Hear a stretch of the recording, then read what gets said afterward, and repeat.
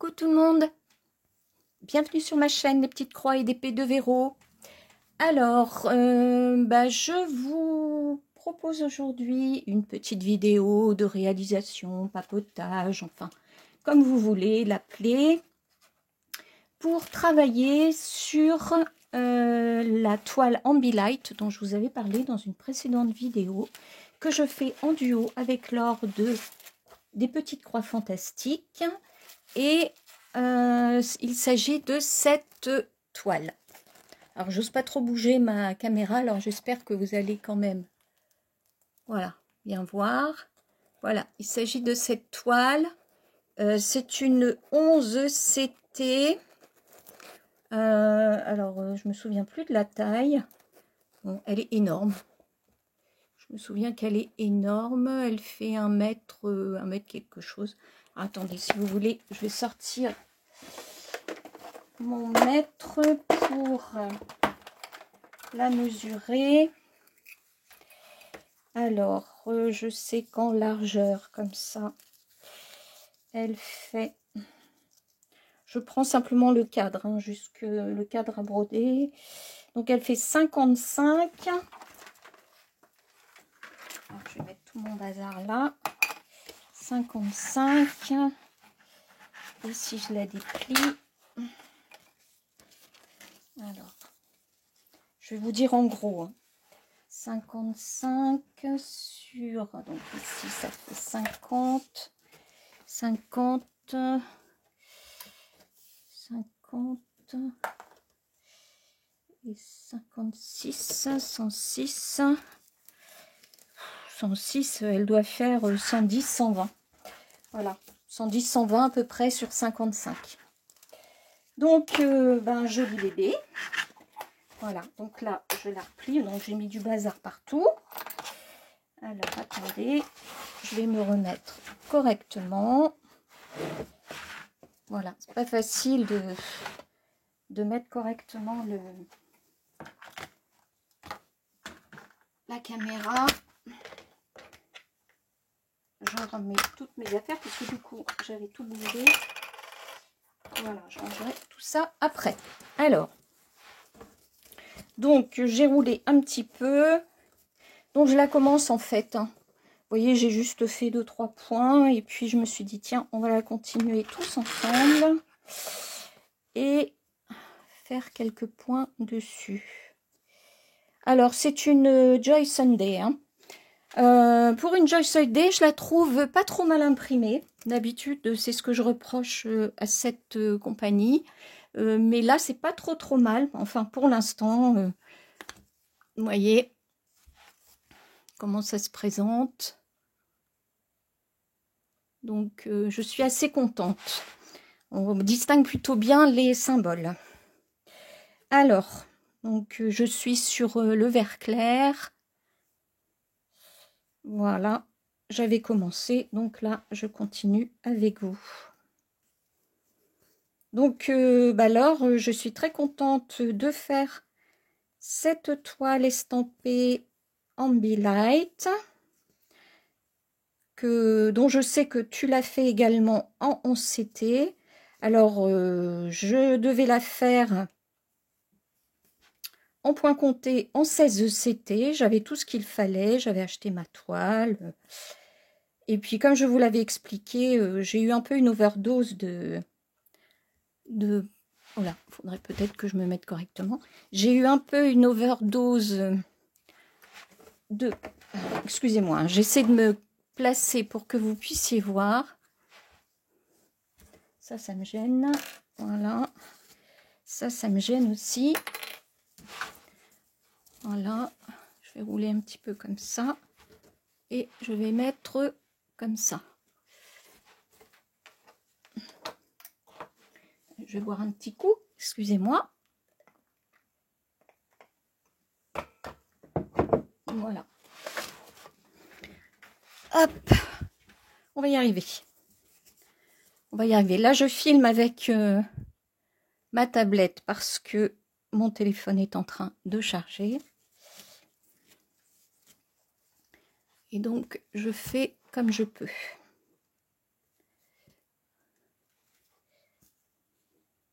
Voilà. Je reviens à nos moutons. Donc, je disais que je devais la faire en OCT et j'ai eu une overdose pendant les vacances. 2 points comptés et surtout 2 points comptés sur une toile extrêmement confetti, ce qui fait que j'en ai eu un peu assez. Donc, j'ai décidé pour un petit moment de revenir à l'estamper et au 11CT pour me reposer un petit peu. D'autant que j'ai de très belles toiles en 11CT. Donc, c'est quand même un plaisir de les faire. Notamment cette Ambilight. Alors, je ne suis pas près de la finir, c'est clair. Mais en travaillant régulièrement dessus, il n'y a pas de raison. Ce qu'il faut, en fait, les toiles, c'est ne pas les laisser dans un coin.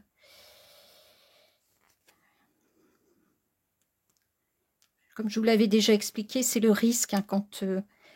ah, zut, j'ai perdu le fil. C'est le risque quand on arrête une toile et qu'on la met un petit peu de côté pour passer à une autre. Le risque, c'est de ne pas y revenir avant un bon moment. Donc, bon, et puis il y a des toiles auxquelles on s'attache plus qu'à d'autres et qu'on n'a pas envie de quitter.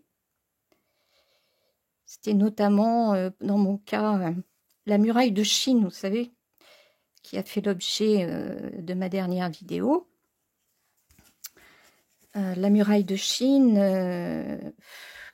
que j'adore, quoi. Mais juste après ma vidéo, hop, j'ai dit, je la laisse un petit moment, je m'attelle à la toile Ambilight parce que je sais que Laure l'a déjà commencé.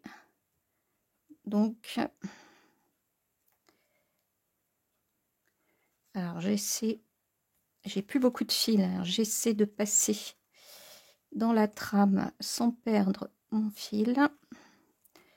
Voilà. D'habitude, je passe 3 fois, mais là, je suis pas certaine d'y arriver. Ah bah si, c'est bon. Voilà. Alors, ce que je vais faire, c'est que je vais la rouler un petit peu, parce que... Bon, elle est grande. Hein. Alors, je l'ai prise dans le sens de la largeur, c'est-à-dire le côté le plus étroit, pour arriver justement à la... Voilà. Pour arriver justement à la manipuler facilement. Enfin, facilement, tout est relatif. Mais le moins difficilement possible. Voilà. Alors, j'ai fait mon aiguillé. Voilà. Alors, on continue. J'aimerais bien ne pas être de travers pour vous. Alors, je suis désolée pour ma précédente vidéo qui était à l'envers. Mes craintes se sont révélées fondées. Mais bon, j'espère que ça ne vous a pas trop gêné et que vous avez quand même apprécié la petite séance papotage.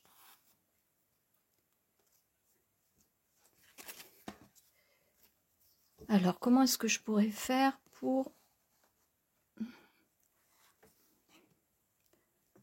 ne pas être trop... Là, je suis complètement tordue pour arriver à vous faire quelque chose de correct. Allez, on va faire comme ça.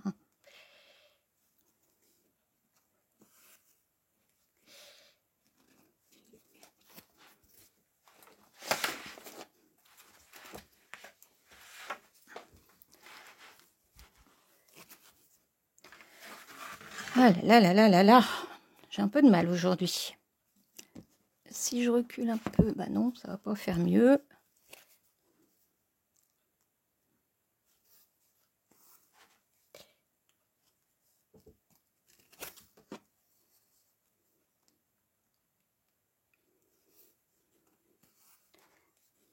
Attendez, je vais me mettre en pause pour essayer d'avoir une meilleure position. Voilà, j'espère que ça va aller un petit peu mieux. C'est pas certain, mais bon. Alors, on jongle vraiment avec la caméra pour offrir une image, comment dire, une vue correcte. Et c'est pas évident. En tout cas, cette toile, je la trouve magnifique. Les couleurs sont vraiment très belles. J'aime beaucoup le coton. Il se... Oh là, ça s'est pris. Hop. Il se brode très bien. Il est assez doux. Ni trop doux, ni trop sec. Donc, c'est quand même agréable.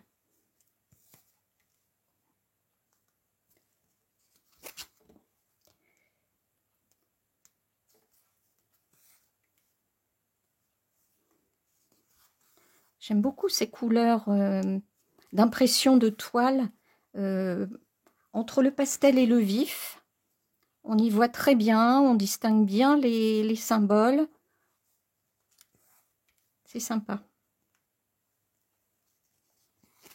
J'espère que je ne bouge pas trop ma toile pour vous.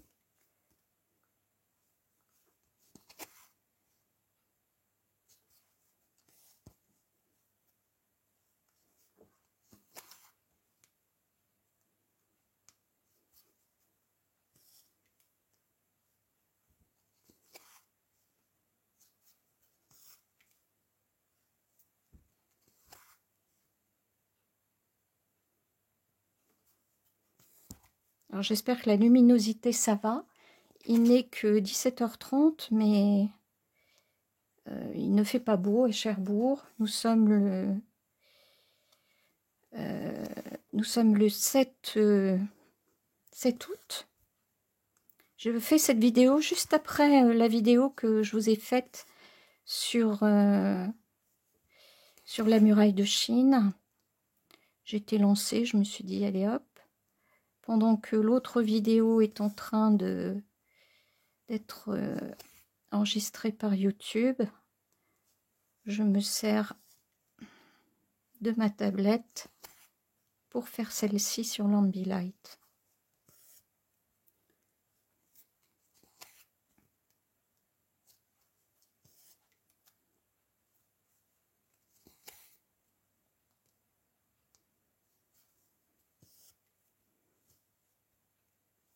Elle n'est pas confetti du tout. Sans avoir de grandes plages de blocs, ce que je n'aime pas du tout. On a des petits morceaux comme ça, d'une même couleur. Donc je fais tout un fil, toute une longueur de fil. Et puis après, je passe à une autre couleur.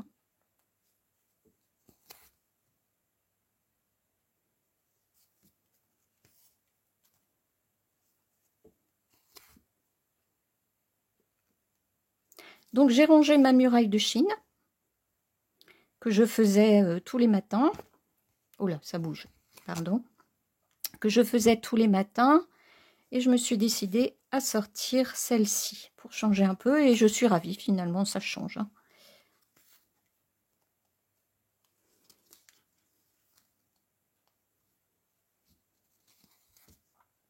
Voilà. Alors, qu'est-ce que je fais là?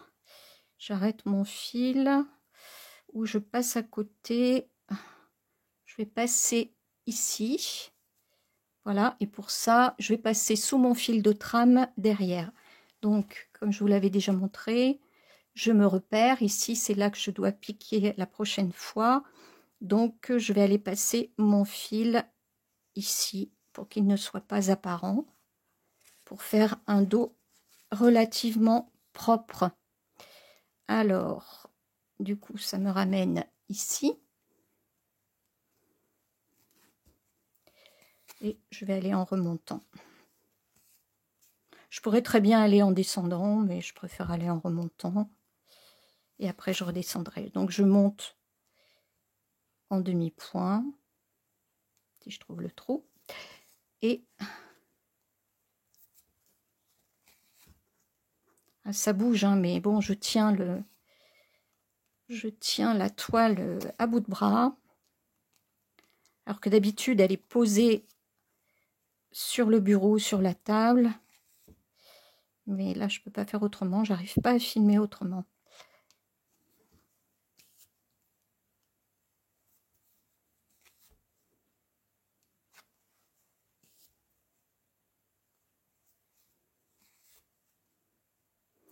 Alors, je passe du coq à l'âne. Tiens, j'étais en train de penser que j'ai fini de regarder une série. Je pense à Laure, parce qu'elle a dû la voir aussi. Elle en parlait dans une de ses vidéos.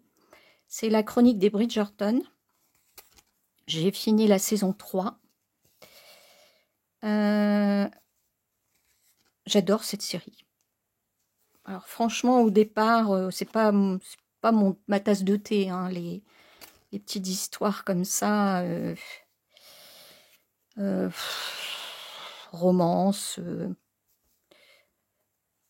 dans une famille riche, dans des familles riches, mais bon, j'aime bien l'époque. J'aime bien les séries en costume. Et puis bon, c'est pas prise de tête, c'est rafraîchissant, ça ne fait pas peur, ça fait sourire, il y a de la romance, un peu de olé olé, si vous voyez ce que je veux dire, mais pas trop, hein. C'est super bien. Et ben, je suis devenue accro à cette série.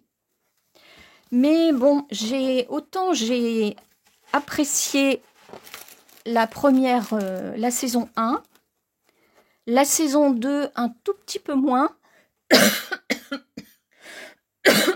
Pardon. Et la saison 3 encore moins. Bon, j'aime toujours, hein, mais c'est pas le coup de cœur de la première saison.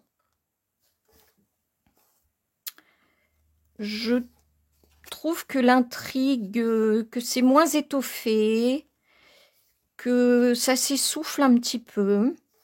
J'espère que la prochaine saison rebondira. C'est-à-dire que si l'intrigue est bien, mais elle tire en longueur, je trouve.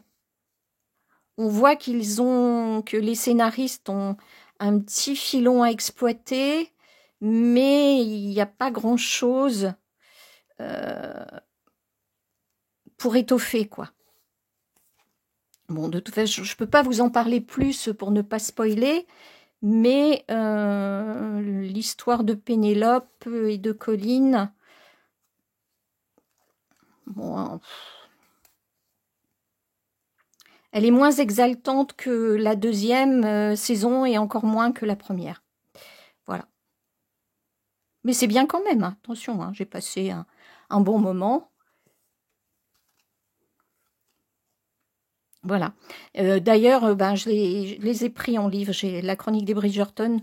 J'ai essayé le premier tome en me disant, bah, ça risque c'est de Julia Quinn. Ça risque d'être pas très bien écrit. Bon. Et puis, j'ai pas voulu m'arrêter à des a priori. J'ai acheté le livre sur Amazon, la saison 1, et j'ai trouvé que c'était bien écrit et plaisant à lire. Franchement, ça se lit comme un petit bonbon. Voilà, ça m'a fait un peu penser à des séries comme Downton Abbey ou voilà. Donc c'est pour moi une lecture plaisir, plaisir doudou. Ça fait sourire. J'aime bien. Du coup, bah, j'ai acheté toutes les autres saisons. Voilà.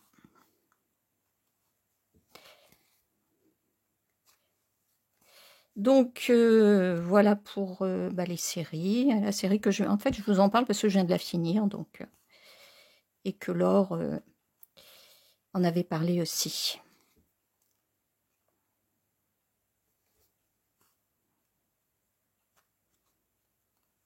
Alors là, avec mon mari, on a fini la série sur, je crois que c'est sur Apple TV,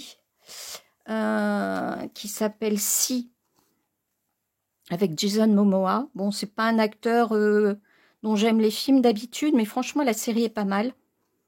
Ça s'appelle Si, S2E, qui signifie voir en anglais. Et ça parle de l'humanité 600 ans après la fin du monde, après l'extinction de notre monde actuel. Les humains sont devenus aveugles, naissent aveugles, et considèrent les voyants, parce qu'il en reste, il y en a encore un peu, il y a encore des enfants qui naissent voyants, mais ils sont en minorité. Et donc les non-voyants considèrent les voyants comme des sorciers et comme un risque pour l'humanité, puisque l'homme,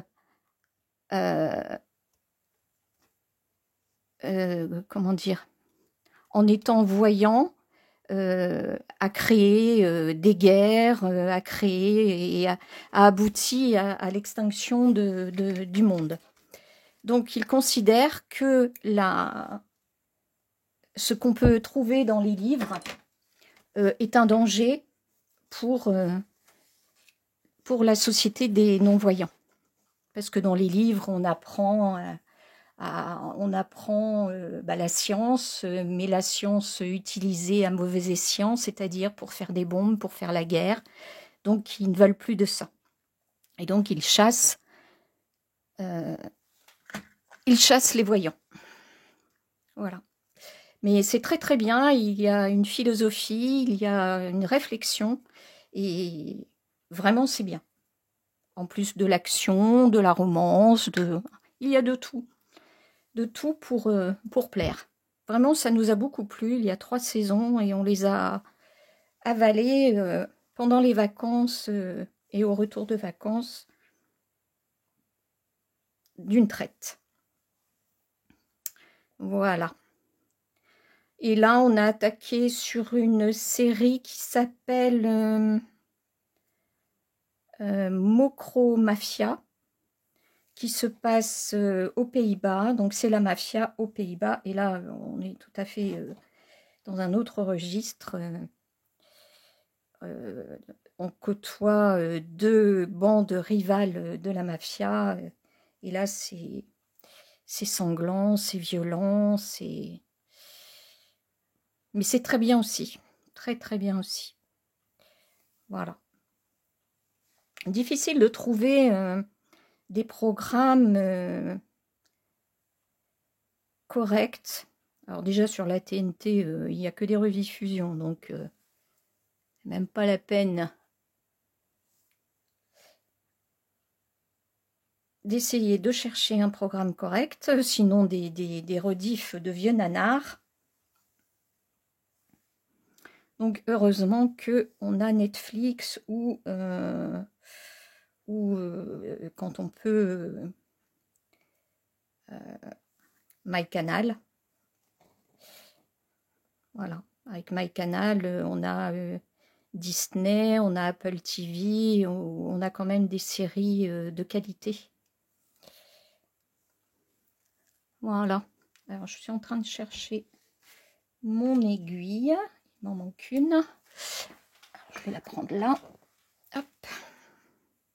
Voilà, je suis en train de faire mon aiguillé.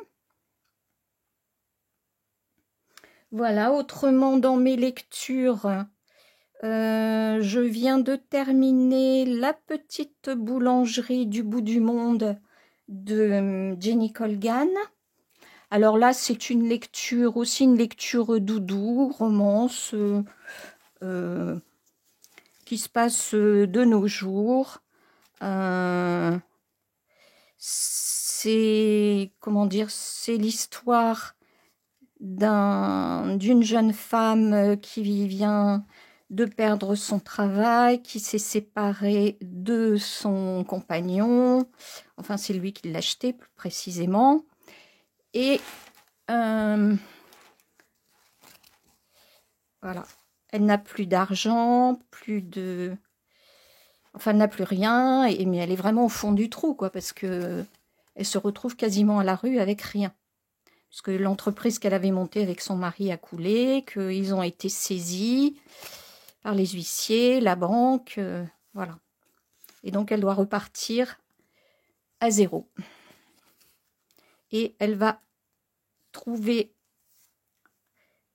un logement pas cher, mais délabré, sur une petite île en Angleterre, hein, sur une petite île qui s'appelle Polburn. Et là, bon, il va lui arriver son dessin va changer, quoi.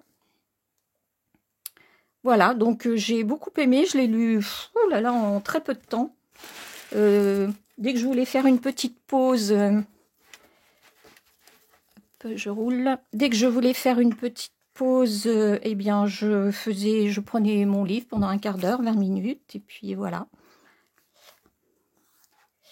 Qu'est-ce que je lis en même temps? En même temps, le soir, dans mon lit, sur ma tablette, sur ma liseuse, je lis L'appartement oublié. Par contre, je me souviens plus de qui c'est, L'appartement oublié. Enfin, il paraît que ça a été un best-seller aux États-Unis. Bon, c'est sympa, mais bon, sans plus. Sans plus. En fait, il s'agit de l'histoire d'une commissaire-priseur qui a la charge d'estimer le contenu d'un appartement en France. Et en remontant l'histoire de l'origine de cet appartement, elle se rend compte qu'il a été occupé par une jeune femme à la fin du 19e siècle. Et la découverte de la vie de cette jeune femme va donner une autre dimension à l'appartement et à son contenu. Parce qu'en fait, le contenu de l'appartement n'a pas bougé depuis des dizaines d'années et est resté tel que la jeune femme l'a laissé dans les années fin 1800, début 1900. Donc c'est pas mal, c'est pas mal, voilà. Bon, j'en ai lu 82%. Je vais jusqu'au bout, mais c'est pas enthousiasmant, quoi. Bon, après, derrière ça, il y a une romance, une histoire compliquée avec son mari, qui est américain.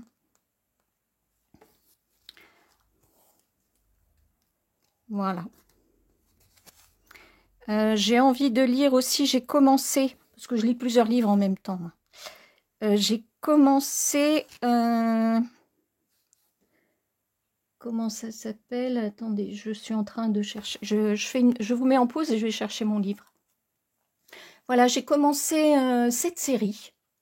Alors, cette série, c'est Agatha Raisin. Vous avez dû en entendre parler puisqu'on a vu une série à la télé avec cette enquêtrice, enfin enquêtrice amateur, hein. Et c'est signé MC Beaton. Elle a fait toute une série de romans. Il y a combien de tomes? Il y a un peu plus de 30 tomes. Et j'ai réussi quasiment à tous les avoir. Alors, j'aime beaucoup. En fait, c'est du cozy mystery. Donc, c'est comment dire, c'est du crime, mais c'est soft, hein, c'est à l'anglaise, un peu, dans le style un peu Agatha Christie, quoi. Et il y a toujours un petit côté humoristique, et en même temps, il y a une enquête menée par Agatha, et c'est sympa. Franchement, c'est sympa, ça se lit tout seul, et ça se lit très vite. D'ailleurs, je l'ai commencé hier, et et j'en suis à la page 109. Voilà.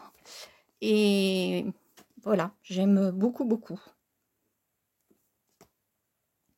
Donc, je vais lire tous les tomes.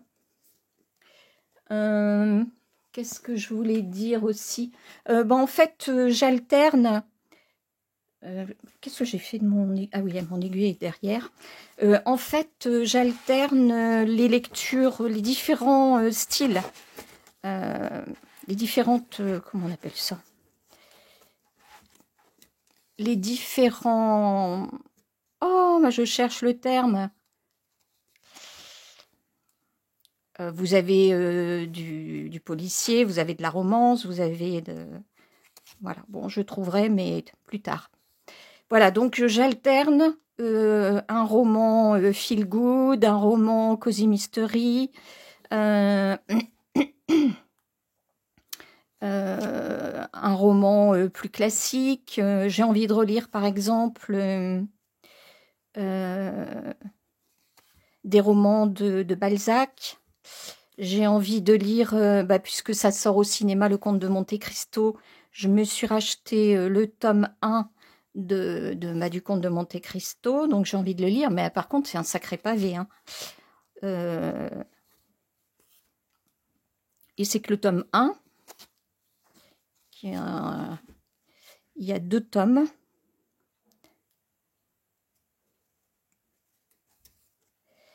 Voilà. Donc j'alterne un petit peu les genres. Voilà. J'alterne un petit peu les genres.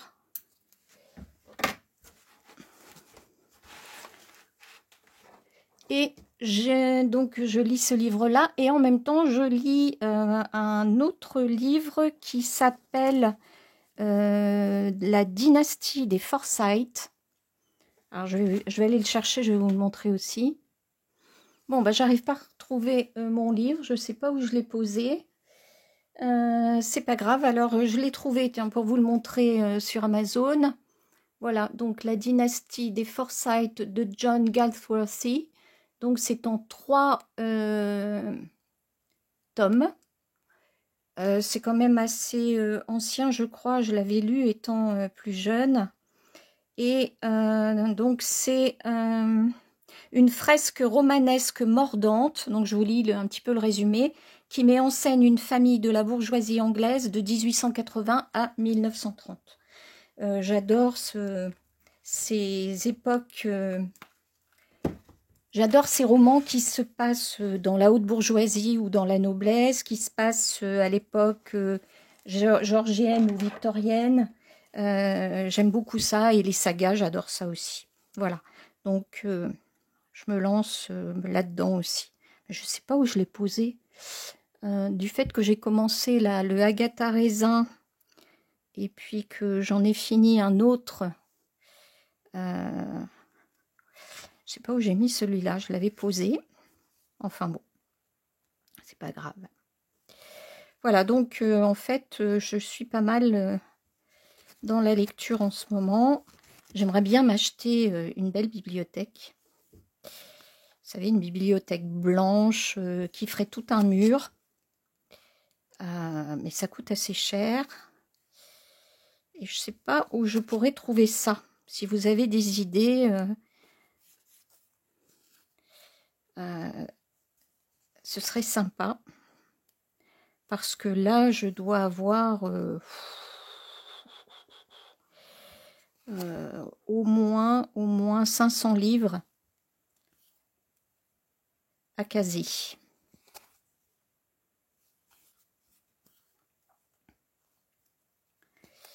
Voilà.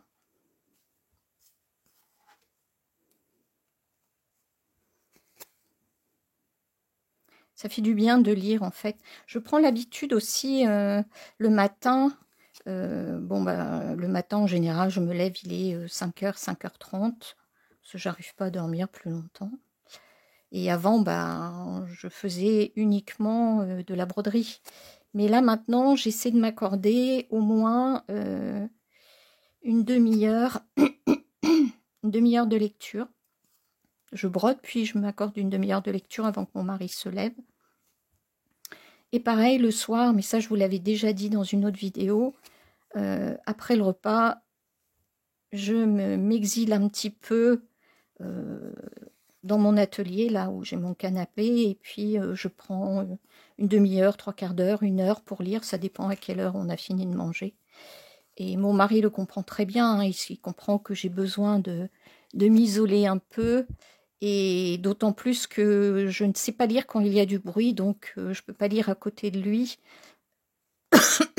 dans le canapé, pendant qu'il regarde la télé. J'aime pas le bruit de fond quand je lis. Pour me concentrer, j'ai besoin de silence. Voilà, voilà. Alors, on papote, mais ça donne quoi tout ça? Voilà, on a fait combien? 36 minutes. On ne fait pas beaucoup de points en 36 minutes. Hein.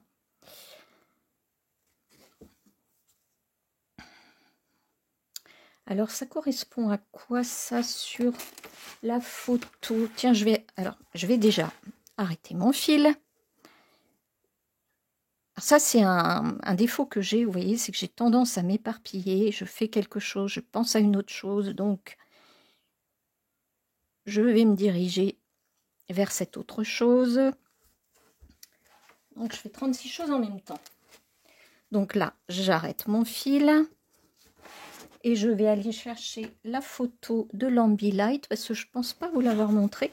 Et moi, j'aimerais bien savoir à quoi ça correspond là, ce que je suis en train de broder. Je vous mets en pause. Voilà, donc en fait, ça se présente comme ça. Donc, je suis en train de faire cette partie qui correspond à ce côté gauche de la photo. Voilà, je fais cette partie-là. Donc, je pars en fait comme ça pour broder. Donc ici, si je mets à l'envers, voilà. Et au lieu de commencer tout en bas, je me définis une partie, vous voyez.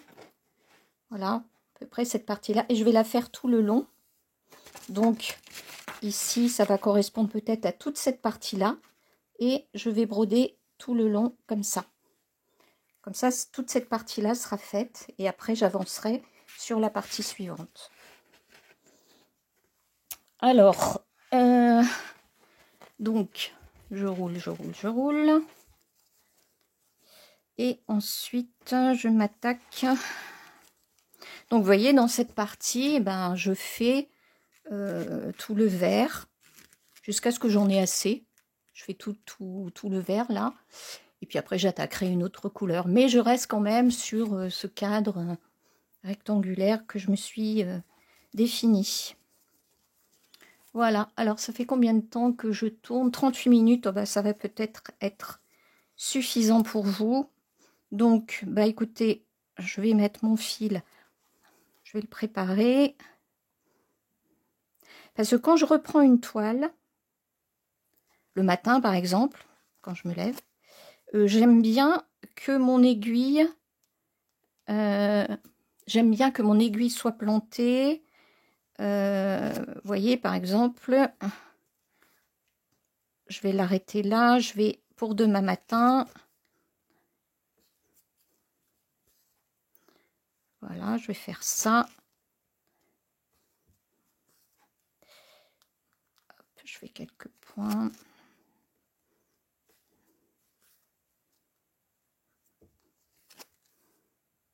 Voilà, j'aime bien que ma rangée soit commencée. Je laisse mon ouvrage comme ça. Je laisse tout en évidence après sur mon canapé avec mes fils à côté de moi, ma boîte, mes ciseaux, tout est prêt et je n'ai plus qu'à reprendre ma toile le matin.